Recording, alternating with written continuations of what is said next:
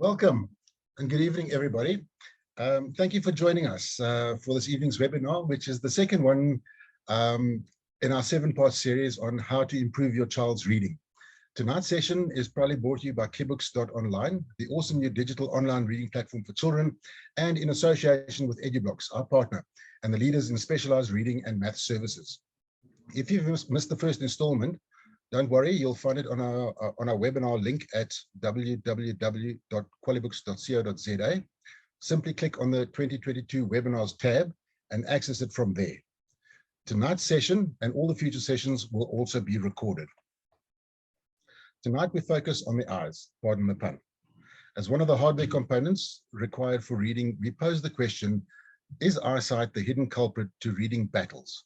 My name is Chris de Beer, and I'll be your host throughout the series, and I really look forward to hearing from our experts and what they have to share with you tonight. Their keen insights and wealth of information and knowledge is sure to be of great benefit to you. They'll offer practical solutions in how to help your child improve the overall reading and comprehension abilities. But before we kick off tonight's proceedings, just a few general announcements. As mentioned, each session will be recorded and made available from our website. After tonight, the remaining 5 installments will be brought to you on the first Thursday of each month until August, same time, same place. Visit the website www.qualibooks.co.za and click on the 2022 webinars link for more information and to diarize the dates in advance.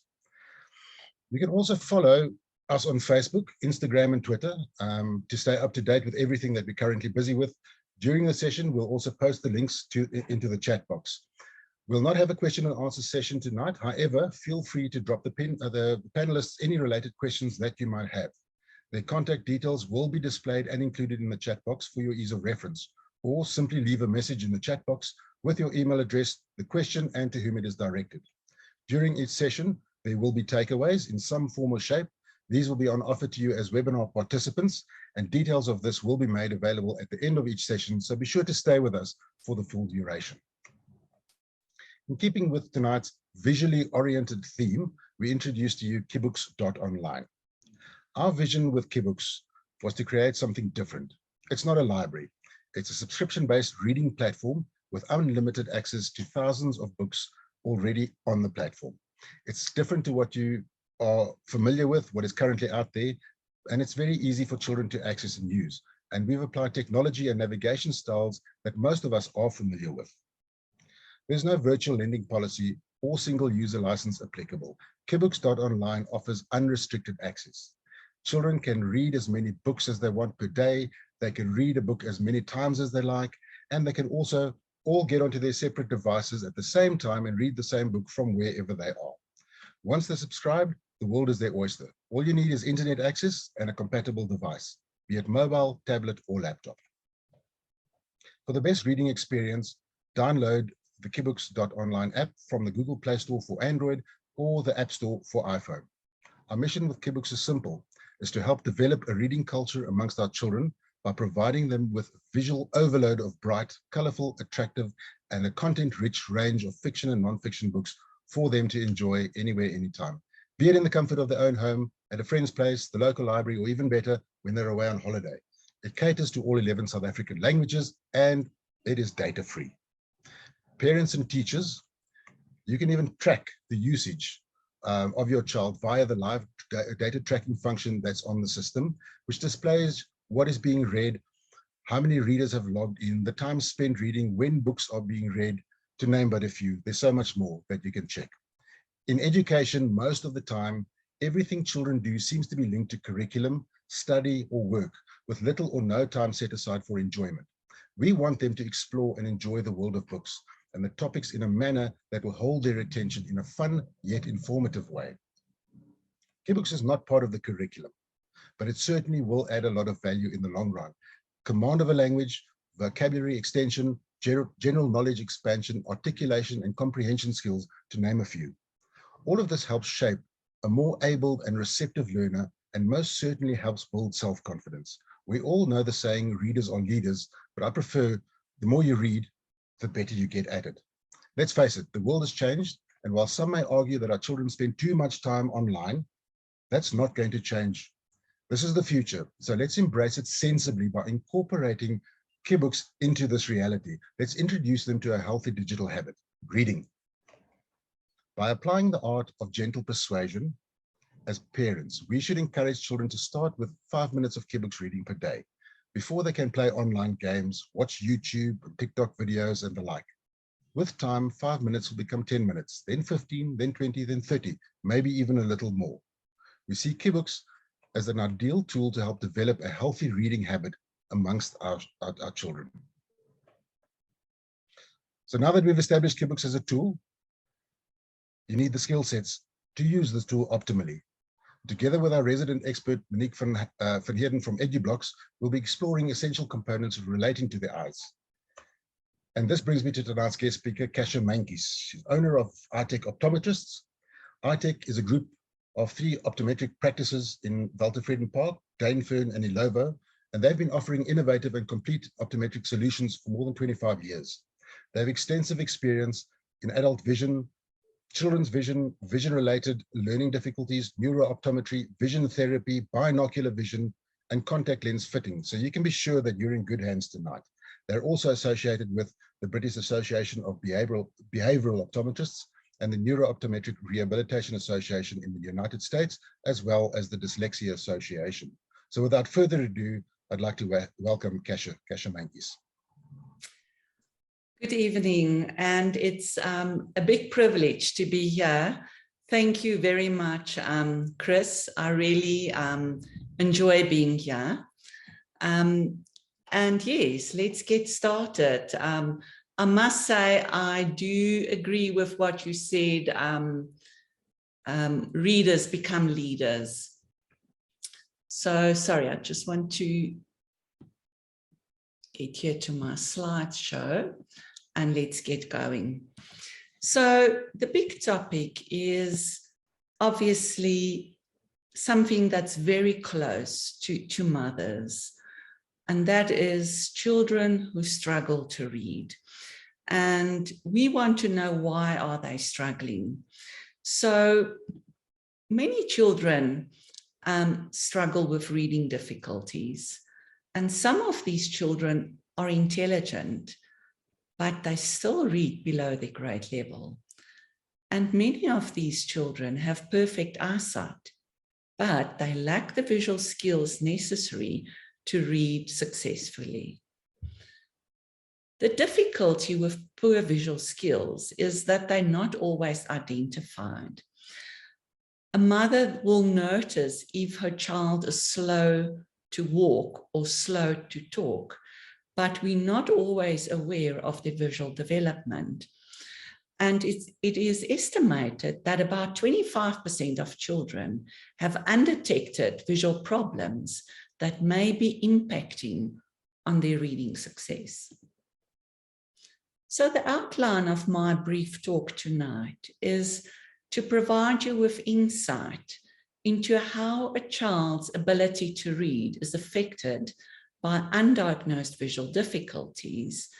And I'm also going to discuss the importance of functional vision examinations for children. So let's get started. What is visual skills and how does that differ from eyesight?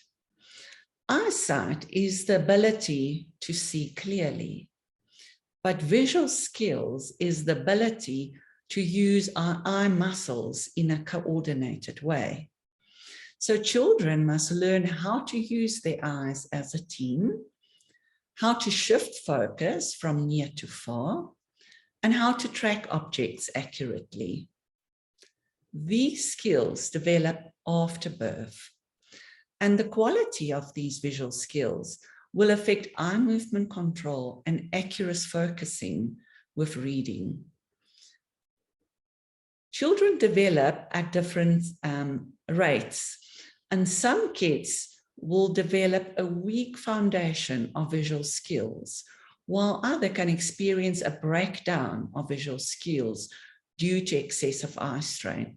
So you can have children in the same classroom that have the same eyesight or ability to see clearly. but they have different levels of visual skills that can impact on their reading ability. So let's look at the visual skills needed for reading success tonight. Let's look at the visual demands of reading, and I'm going to talk about 3 basic visual skills.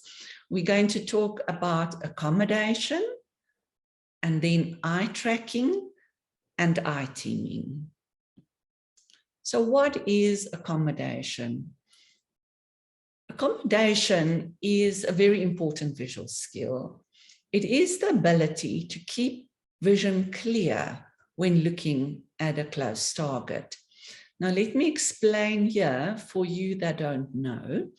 When we look far away, the light enters the eye parallel, and then the light is refracted by the cornea, as well as the lens inside, and to see clearly, the light must make a sharp focal point on the retina.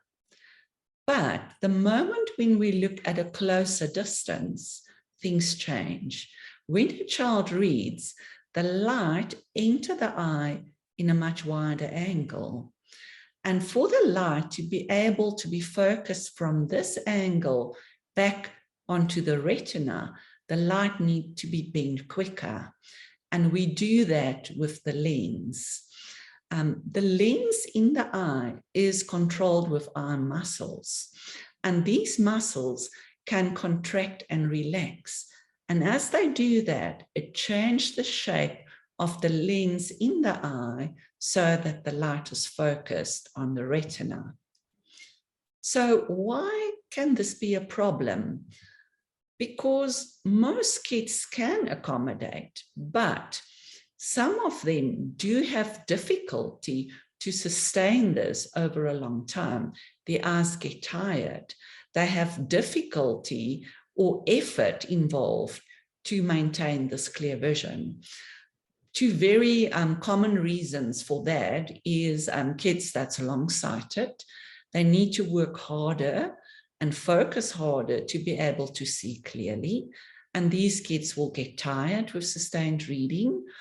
Another problem is children with low muscle tone.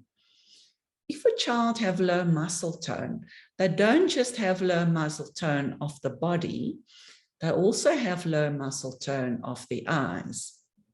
And these kids have difficulty to keep that focus at all times. And another thing to keep in mind with accommodation is if a child sits up straight, the angle in which the light enters the eye is not as wide as that child working very closely.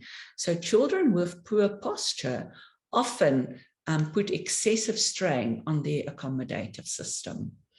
So how will you know if your own child, or if you're a teacher, children in your class might have accommodation difficulties? These kids tend to be holding their books very close when they read, and you might see them blinking often to focus as they're struggling to keep things clearly. Often they find reading exhausting and they won't be able to read for long periods of time. And of course, because they put in so much effort to focus, the reading comprehension will be affected by that. So kids need to see clearly and focused when they read. But then there's also a second visual skill that's extremely important, and this is called eye teaming. Now, we all have 2 eyes and not just one, but we want to see one image. So our eyes are designed to work together as a team to produce a single image. And how we do this is both eyes must look exactly at the same point, at the same target. And if both eyes look at the same target and the light fall on corresponding points on the retina, the brain will fuse the 2 images and see it as one. So what will happen with the child where the one eye turn in or out? So here you can see a picture. This is the right eye, that's the left eye, and this right eye is turned in. So both eyes are not looking at the same point. And this is going to cause a problem for the child because the brain cannot put the two images together.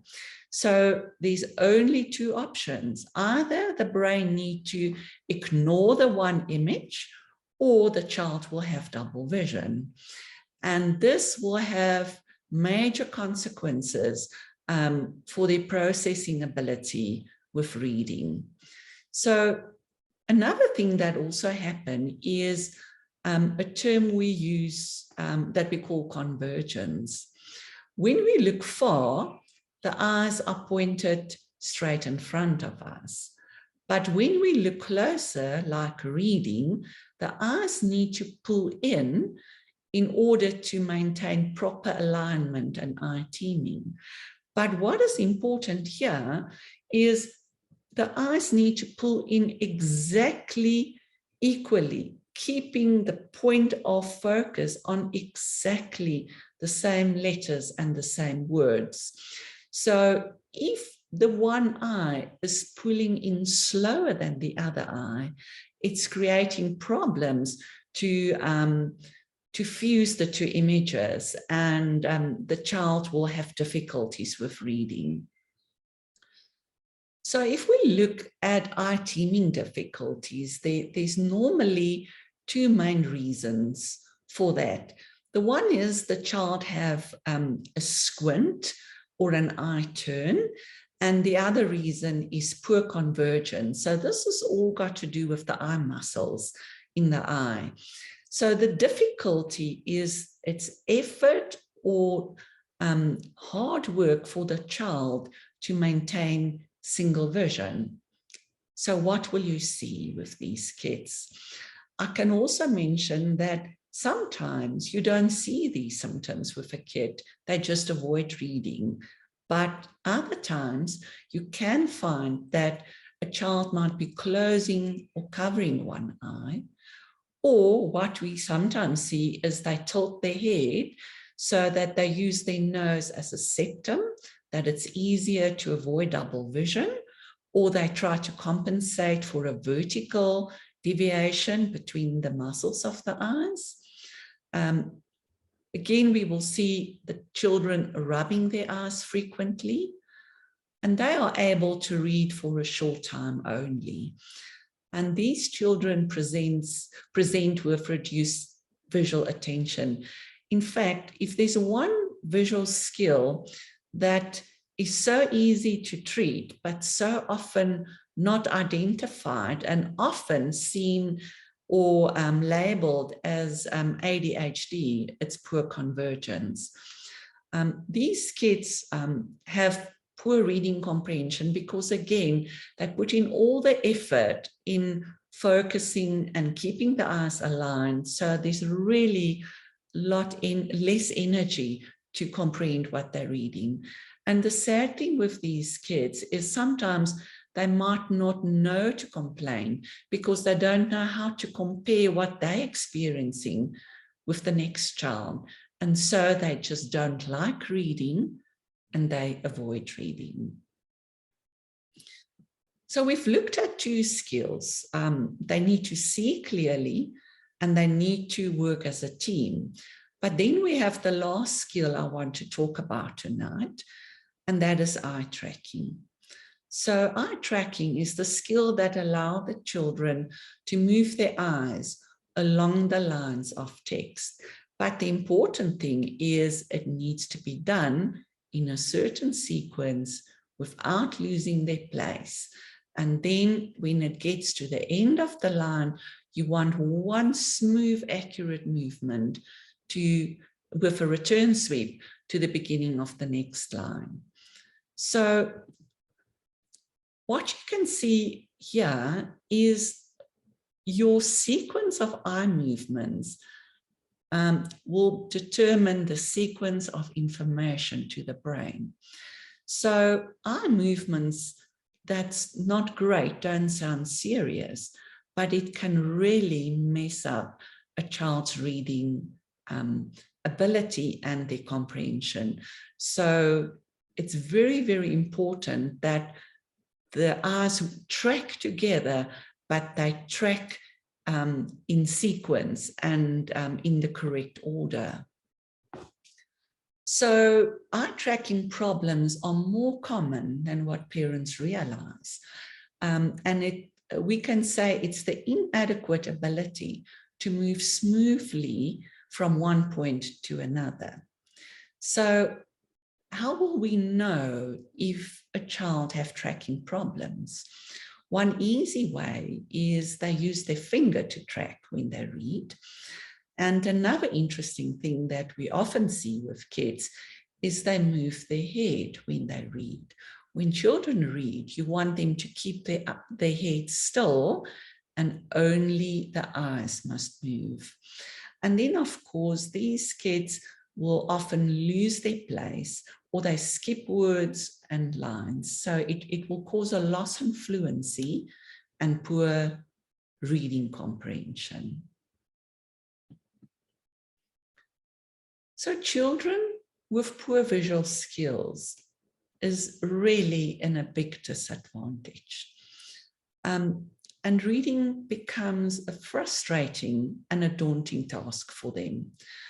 But the good news is visual skills can improve with visual therapy. The big thing is we must just be aware that there's a problem. So this is why functional vision exams are so important, because this is a very comprehensive eye exam that will identify children with poor visual skills. Now, parents sometimes think that all eye tests are the same and that the focus for your eye test with different age groups are the same, but it's not true. When we see a baby of age 1 or before that, it's very important that we want to make sure that everything is in place for visual development to continue and take place. So we want to look at the eye health.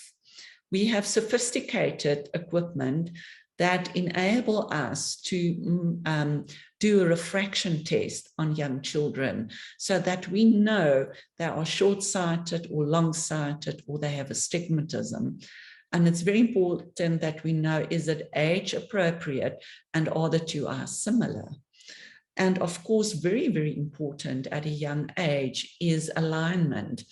If we have a squint, we have a risk to develop a lazy eye and all other things as well. So it's very, very important to check this at a young age. Then, as the child then grows and vision development takes place, when they're about 3 years of age, we want to check everything that we've done here at age 1. But now there are other things that we add. One of the things that we look at is visual acuity, and that means the ability to see detail. So you don't need to wait for your child to be able to read letters. We can test visual acuity with picture chart, or they can match shapes and objects for us. But it's very important that we want to make sure that they have similar visual abilities in both eyes. And it's also at this age where you want to check the basic visual skills. It doesn't need to be perfect, but we work according to age norms, and that we look at the ability to track, we look at the ability to change focus, accommodation, and we look at the eye tuning skills. And then, of course, visual skills refine and develop and integrate even further. And by the time a child reaches grade R, these visual skills should be adequately developed, because now this child must be able to sustain these visual skills for long periods of time. So if they cannot sustain it, they're going to have problems with visual attention in the classroom, and they're going to have problems with their reading. But after that, these visual skills that have developed can also break down with excessive eye strain. And we know that the visual demands increase yearly from grade 1 to grade 4 as the reading demands become more, the print becomes smaller, the amount of close-up work increase. So it's very important then with your yearly eye tests to make sure that these visual skills are retained and they don't break down. A big assumption that parents make is if their child had an eye screening at school, it is exactly the same as a comprehensive eye test. And the fact is we can identify children with eyesight problems easy with a screening. But if you have a child with difficulty to sustain visual skills over a period of time, he may be overlooked. And we need to be mindful. A school screening lasts 10 minutes, where if we do a full functional exam in the practice, we spend about 60 minutes with a child. We don't have case history or any background with a school screening, and we cannot test sustainability of visual skills. And one of our big difficulties with a screening is the limited availability of visual equipment. So this is a good example of equipment that's not available with a vision screening, and this is digital eye movement recordings. This specific child had perfect eyesight, and he passed the vision screening test. They did look at his eye movements with the follow the pencil test, and it looked okay. But the child had reading difficulties, and the mother decided to bring him into our practice. So if I can explain this graph to you,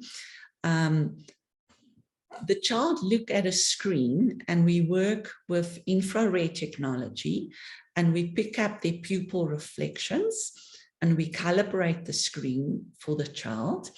And then we present different stimuli. We have a circle that the child needs to follow with their eyes. Then we have jumping movements. Then we look if the child can keep their eyes still. We have horizontal, vertical, circular movements. But what we do is we measure the accuracy of the movements and the speed of the movements.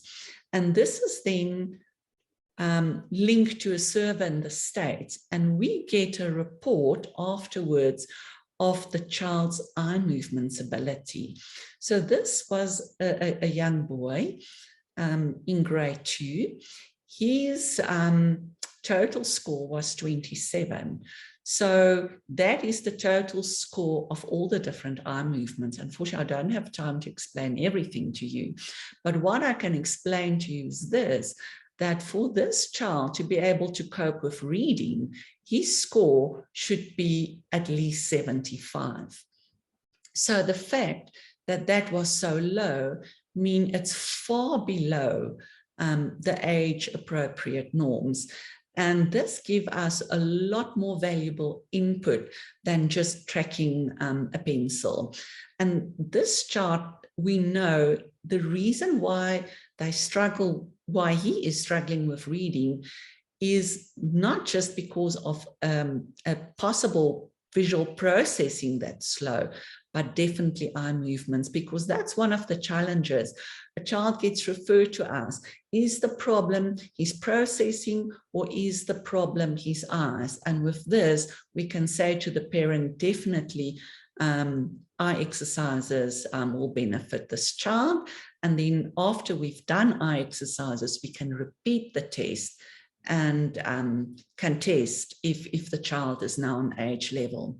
So this is a good example of a child with perfect eyesight that had vision difficulties that was impacting on his ability to read. So I would like to finish off by saying to the parents that might be listening in tonight, ensure that all the building blocks are in place for your child to excel with reading. And that starts with visual development. And we want you to encourage your children to play outside because movement drives visual skill development. Remember, not just eyesight, but functional vision tests are very important. And to know that vision therapy can improve visual skills.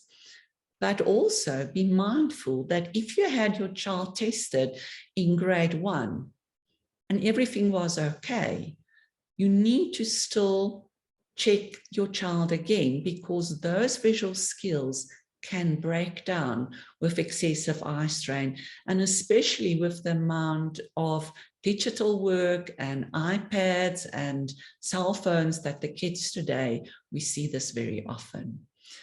So the Optometric Council of America recommends an eye test before the age of 1, again at age 3, then at 5, just before they start school, and thereafter an annual examination to test not just eyesight, but vision function. So before you all go, I just want to say to you, thank you for your attention. If you have any questions, please do not hesitate to contact us. And please do not leave the webinar. There are really nice take back homes for you afterwards. I've also made eye exercises available that you can access via the platform. These eye exercises are stimulating activities to improve your child's eye tracking so that it can improve their reading. And thank you very much. It was such a privilege to talk to you. Thank you. Kasia, thank you. Thank you very much. Folks, I think you'd agree. That was literally an eye-opening session. And I think with your more than 25 years experience, you can share a lot more in detail. So thank you very much for your time and for sharing with us. And I'm sure everyone will appreciate the insights. And yes, your details will be made available in the chat box. So folks, you'll be able to touch base with her going forward. Now, I'd like to introduce you to our resident specialist, Monique van Heerden. She carries with her a wealth of knowledge in this field, a trained teacher, several specializations. She also owns and manages 2 EduBlocks franchises, one of them in Northcliffe, Johannesburg, the other in Helderkraan in the West Rand. But first and foremost, she likes to point out that she's a parent with keen insights. And so without further ado, warm welcome to Monique. Over to you. Thank you, Chris, and a huge thank you to Kasia for that very insightful presentation.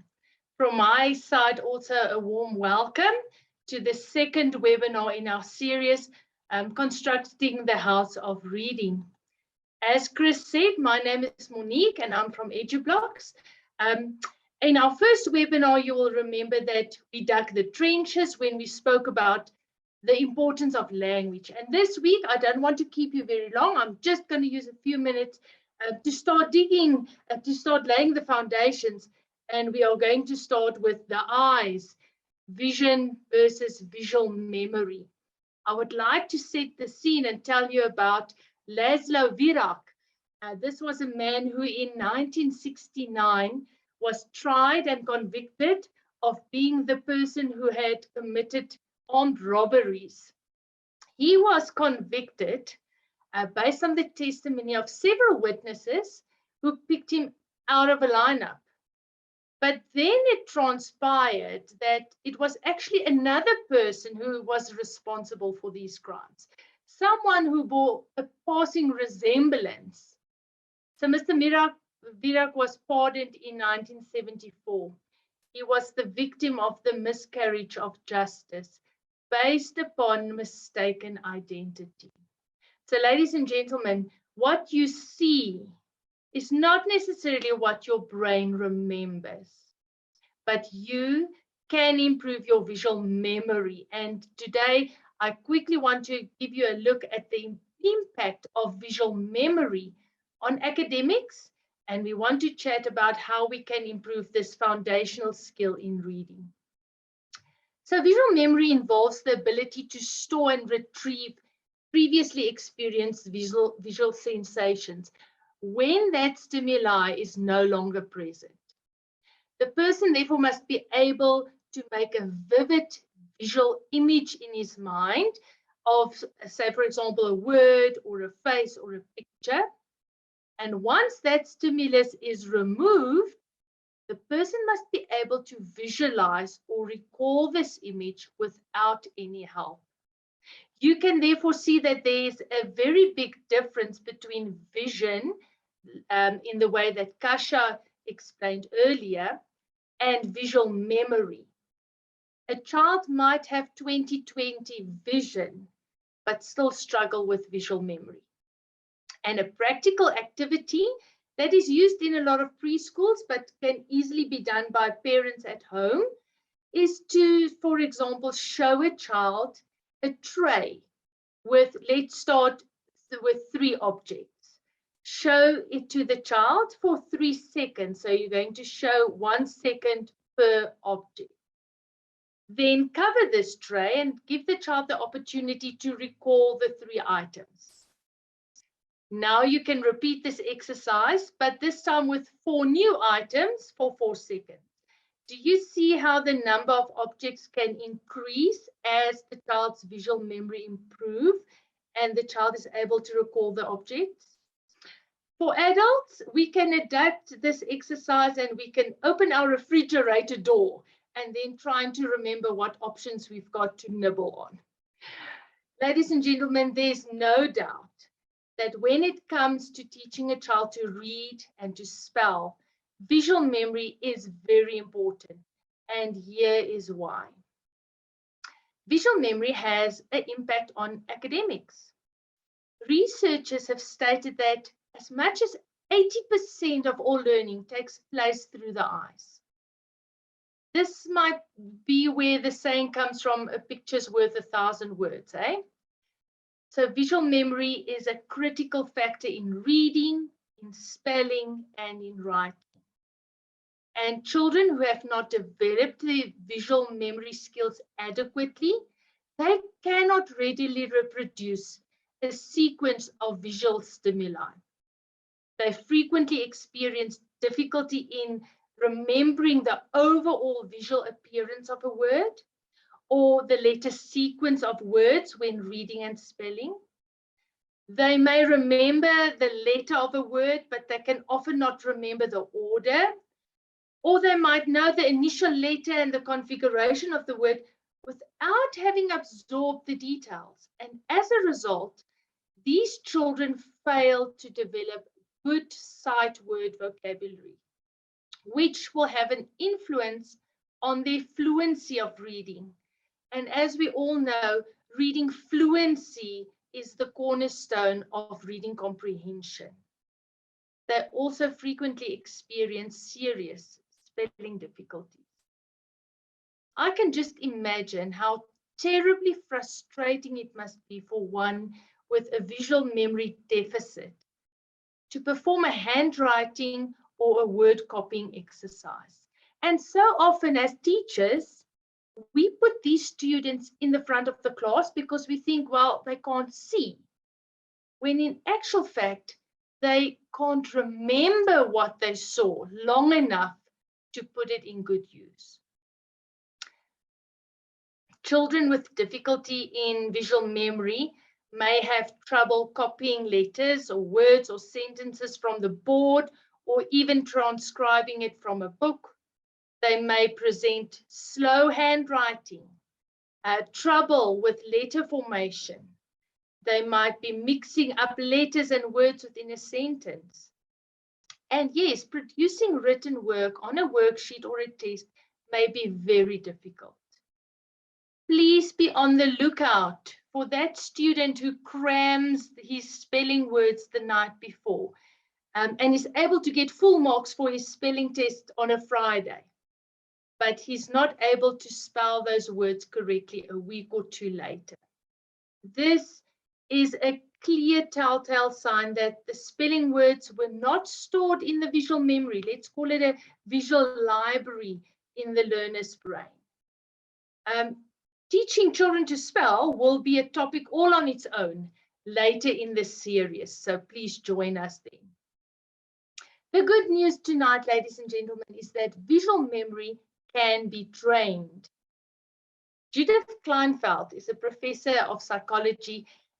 She's at the University of Alaska, and she wrote about an experiment that was done specifically for visual memory on 501 urbanites and 125 village Eskimo children, where the Eskimo children demonstrated significantly higher levels of visual memory.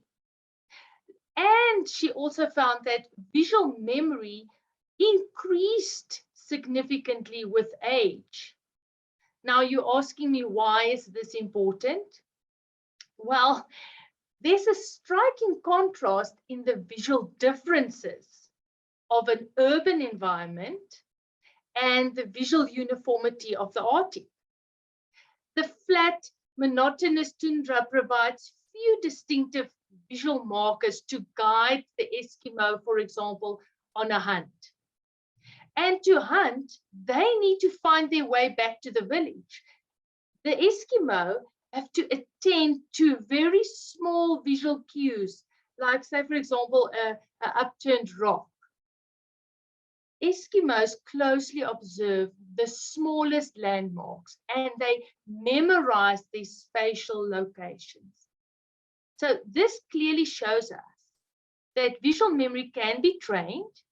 And secondly, visual overload is not necessary to accomplish this. The main objective at EduBlocks is to develop and practice the skills that underlie reading and spelling, of which visual memory is one.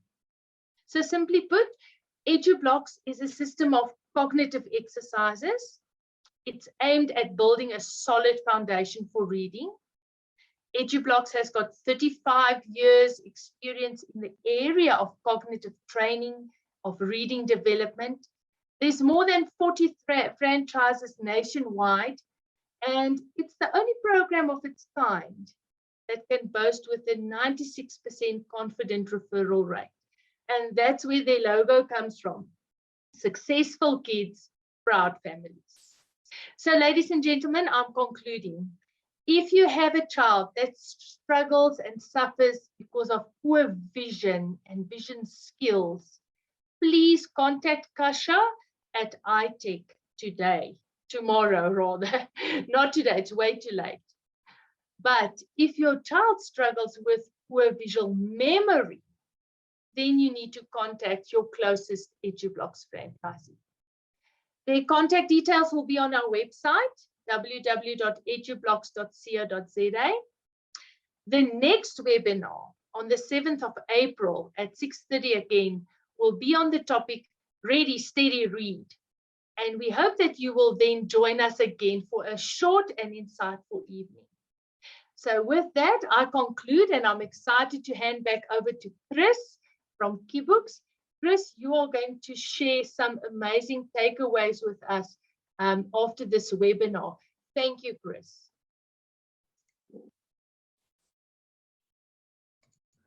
Thanks, Monique, as ever. Thank you for your contributions. It's always much appreciated.